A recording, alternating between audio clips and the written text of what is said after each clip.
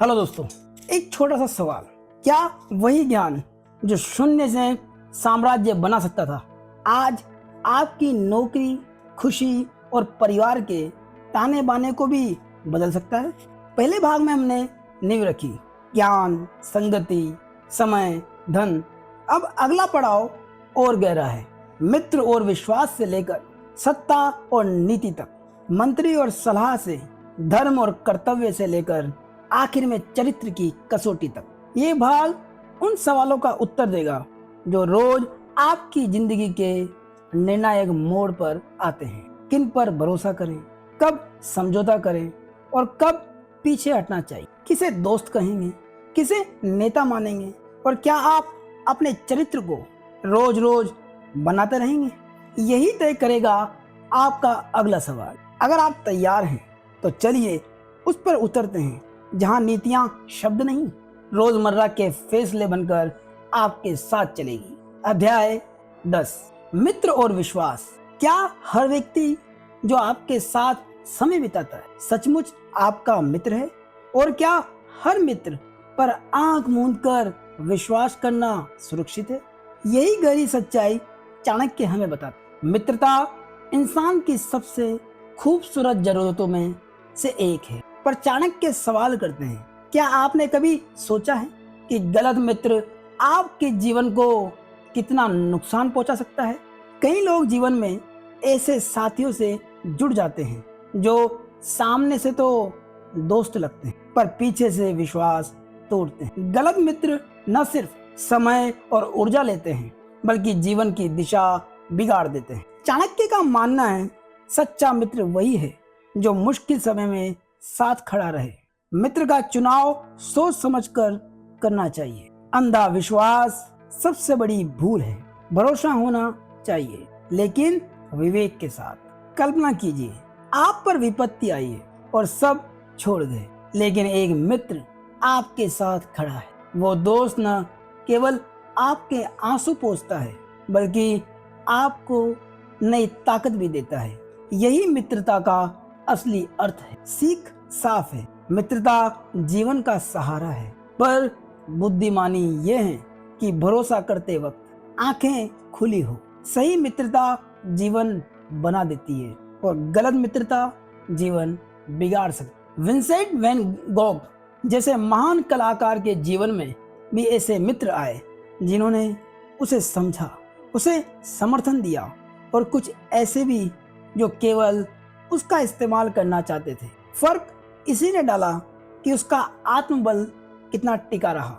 आज ही सोचिए, आपके कितने मित्र वास्तव में मुश्किल समय में साथ देंगे?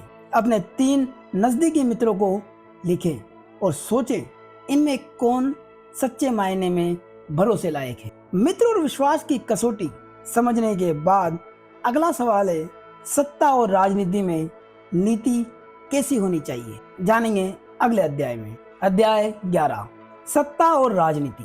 क्या सत्ता केवल ताकत का खेल है या ये वो कला है जिसमें राजनीति और नीति का संतुलन होना जरूरी है? चाणक्य की ये नीति हमें सत्ता की असली समझ सिखाती है। सत्ता हमेशा से इंसान को आकर्षित करती आई है, राजा हो या आज का नेता। सत्ता पाना सब चाहते हैं, लेकिन सवाल यह है, क्या सत्ता केवल कुर्सी है या यह एक जिम्मेदारी भी है? जब सत्ता गलत हाथों में जाती है तो राजनीति स्वार्थ और लालच का केंद्र बन जाती है।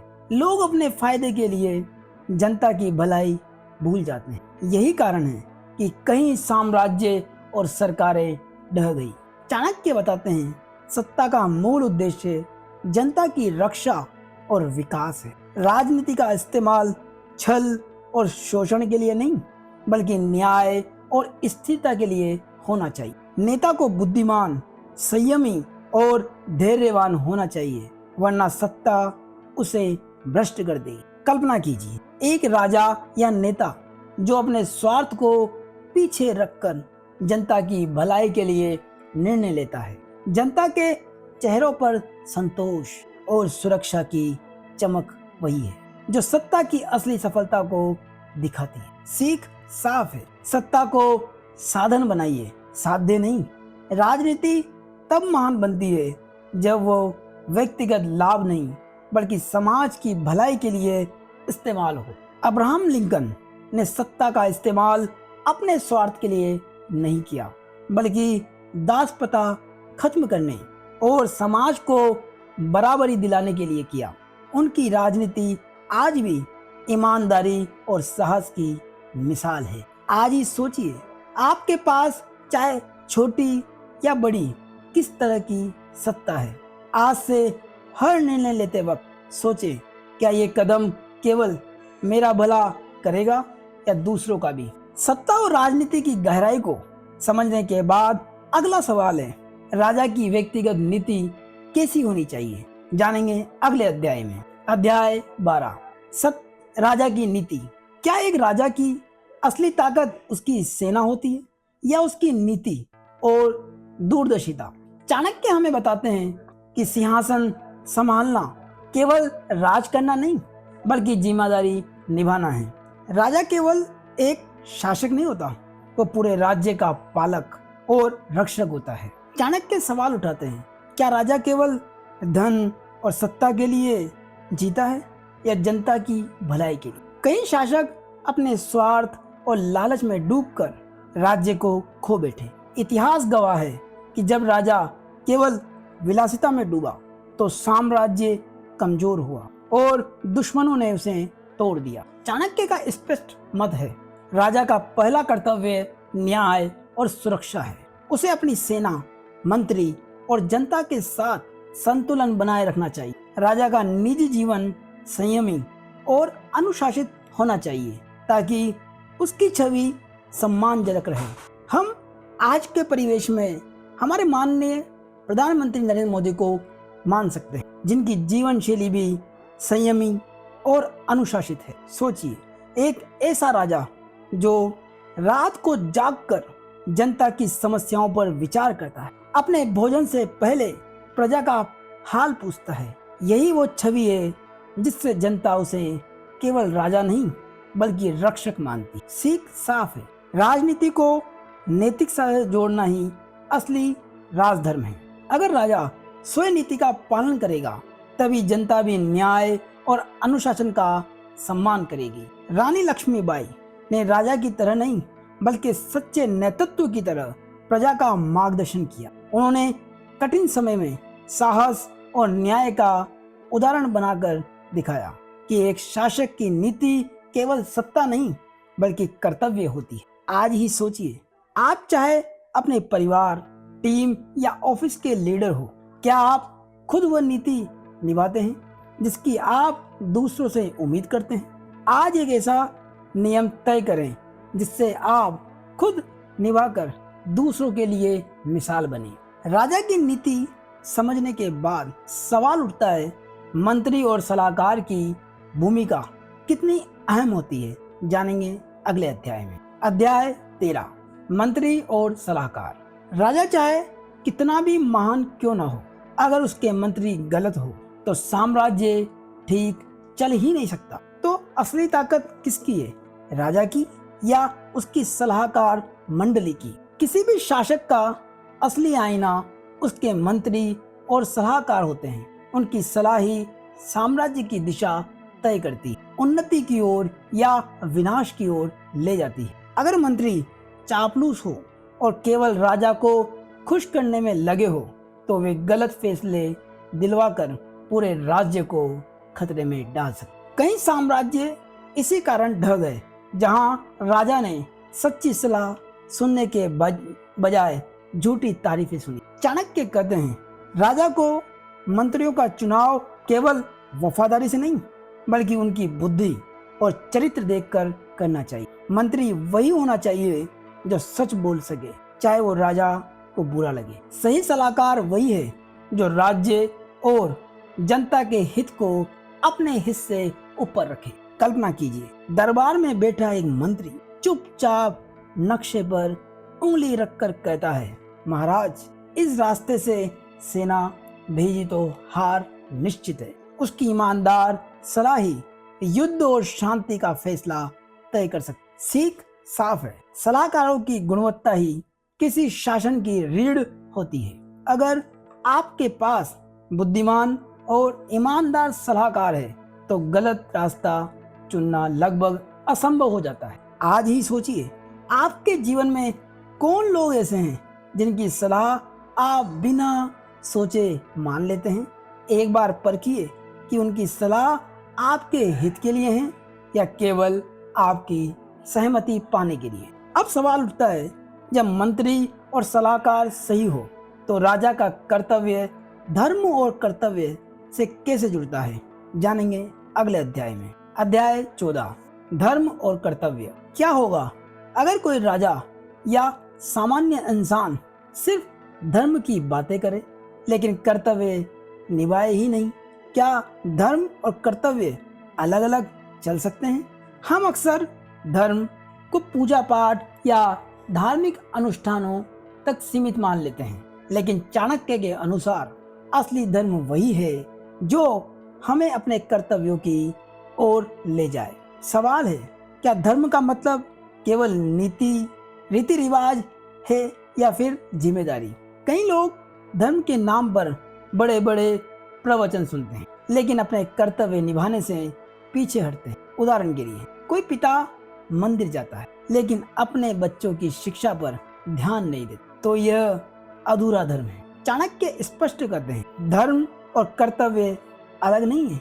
हर इंसान का पहला धर्म है उसका कर्तव्य। छात्र का पढ़ना, सैनिक का सीमा पर डटे रहना और राजा का जनता की रक्षा करना, ये उसका कर्तव्य है। धर्म तभी सार्थक है जब वो कर्म और जिम्मेदारी से जुड़ा हो। कल्पना कीजिए, एक सैनिक ठंडी हवाओं और बर्फ से ढकी सीमा पर खड़ा है। वो प्रार्थना नहीं कर पा रहा लेकिन उसका वहां खड़ा रहना ही उसका धर्म है। यही कर्तव्य ही धर्म है का जीवंत चित्र है। असली शिक्षा यही है, धर्म कोई बाहरी दिखावा नहीं बल्कि कर्तव्यों की ईमानदार पूर्ति है। जब हम अपने अपने दायित्व पूरे करते हैं तभी समाज और राष्ट्र मजबूत होते हैं। एक छात्र का असली धर्म केवल परीक्षा में अच्छे नंबर लाना नहीं बल्कि नियमित पढ़ाई करना और अपने माता पिता के सपनों को पूरा करना भी है। महात्मा गांधी ने कभी धर्म को केवल धार्मिक ग्रंथों तक सीमित नहीं रखा। उनका असली धर्म था सत्य और अहिंसा के मार्ग पर चलकर देश को स्वतंत्र करना। आज ही सोचिए, आपका सबसे बड़ा कर्तव्य इस समय क्या है? उसे लिखिए और देखें कि क्या आप उस धर्म की राह पर चल रहे हैं, उसे निभा रहे हैं या टाल रहे हैं। लेकिन जब धर्म और कर्तव्य पूरे होते हैं तब भी समाज को सही दिशा देने के लिए एक और चीज जरूरी है, नैतिकता और सदाचार। जानेंगे इसकी ताकत अगले अध्याय में। अध्याय 15, नैतिकता और सदाचार। क्या आपने कभी सोचा है, एक इंसान की असली पहचान उसकी संपत्ति से नहीं बल्कि उसके चरित्र और नैतिकता से होती। तो जब ताकत और लालच सामने आए तब नैतिकता कैसे बचती? हम सब नैतिकता की बातें सुनते हैं, ईमानदारी, सच्चाई और सदाचार, लेकिन सवाल यह है कि इन गुणों की असली परीक्षा कब होती है? तब जब आसान रास्ता गलत हो और कठिन रास्ता सही। लोग अक्सर प्रलोभन और भय के कारण नैतिकता से समझौता कर लेते हैं। एक व्यापारी जल्दी लाभ के लिए मिलावट कर देता है या एक कर्मचारी दवाओं में झूठ बोल देता है। यही वो मोड़ है जहाँ सदाचार डगमगा जाता है। चाणक्य मानते हैं कि नैतिकता ही दीर्घकालिक सम्मान और विश्वास की नींव है। सदाचार इंसान को भीतर से मजबूत करता है। जो व्यक्ति नैतिकता से चलता है उसके चारों ओर स्वाभाविक रूप से लोग जुड़ते हैं और उसे नेतृत्व स्वीकार करते हैं। कल्पना कीजिए, भीड़ भरे बाजार में एक दुकानदार खुलेआम कहता है, मेरी दुकान पर सिर्फ शुद्ध और सच्चा माल मिलेगा। उसकी आंखों में चमक और आवाज में आत्मविश्वास लोगों को भरोसा दिला देता है। यही नैतिकता का जीवंत रूप है। सीख साफ है, संपत्ति, ताकत और शोहरत क्षणिक है, पर नैतिकता और सदाचार स्थायी पूंजी है। इन्हीं से व्यक्ति की पहचान बनती है और इन्हीं पर समाज खड़ा रहता है। आज खुद से पूछिए, क्या आप छोटे छोटे मौकों पर ईमानदारी से समझौता करते हैं? अगली बार कोई प्रलोभन आए तो खुद को याद दिलाइए, नैतिकता ही मेरी सबसे बड़ी पूंजी है। लेकिन क्या केवल नैतिकता ही सफलता की गारंटी है? नहीं, इंसान को भाग्य और प्रयास का संतुलन भी समझना होता है। जानेंगे अगले अध्याय में। अध्याय 16, भाग्य और प्रयास। क्या हमारी किस्मत पहले से लिखी होती है या मेहनत से हम अपनी तकदीर बदल सकते हैं? यही सवाल हर इंसान के मन में बार बार उठता है। मनुष्य हमेशा इस उलझन में रहता है, सफलता का रहस्य किसमें छिपा है, भाग्य में या प्रयास में? लोग अक्सर कहते हैं कि भाग्य साथ दे तो सब कुछ आसान हो जाता है, लेकिन क्या केवल भाग्य पर भरोसा करना सही है? कई लोग मेहनत से बचकर भाग्य को दोष देते। वे सोचते हैं कि मेरे सितारे अच्छे नहीं हैं, इसलिए मैं असफल हूँ। इस सोच ने इंसान की ऊर्जा कम हो जाती है और वो प्रयास करना छोड़ देते। दूसरी ओर कुछ लोग बिना सोचे समझे लगातार काम करते हैं, लेकिन सही दिशा न होने के कारण थक जाते हैं और निराश हो जाते हैं। चाणक्य का मानना है कि भाग्य और प्रयास दोनों का संतुलन जरूरी है। भाग्य अवसर लाता है, लेकिन उन्हें पकड़ने के लिए प्रयास चाहिए। केवल मेहनत करने वाला भी आगे बढ़ सकता है, क्योंकि निरंतर प्रयास ही भाग्य को आकार देता है। कल्पना कीजिए, एक तीरंदाज मैदान में खड़ा है, हवा उसकी दिशा बदल सकती है, ये है भाग्य। लेकिन तीर छोड़ने की कला और ध्यान, उसका फोकस उसके अपने प्रयास है। दोनों का मेल ही लक्ष्य तक पहुंचाता है। थॉमस एडिसन, जिनका नाम बल्ब की खोज से जुड़ा है, 1000 बार असफल हुए। अगर वे केवल भाग्य को दोष देकर बैठ जाते तो शायद दुनिया आज भी अंधेरे में होती, लेकिन उनके निरंतर प्रयास ने ही विज्ञान को रोशनी दी। अपने जीवन में सोचिए, कौन सा काम आपने अधूरा छोड़ दिया, ये सोचकर कि किस्मत साथ नहीं दे रही। उस काम में फिर से प्रयास की और देखिए भाग्य कैसे आपका साथ देता है। लेकिन जब इंसान के पास नैतिकता और प्रयास दोनों हो, तब असली पहचान उसके चरित्र से होती। और अगला अध्याय इसी चरित्र की गहराई खोलेगा। अध्याय 17, जीवन का चरित्र। अगर इंसान के पास सब कुछ हो, धन, पद, प्रसिद्धि, पर चरित्र न हो, तो क्या वो सच में सफल कहलाएगा?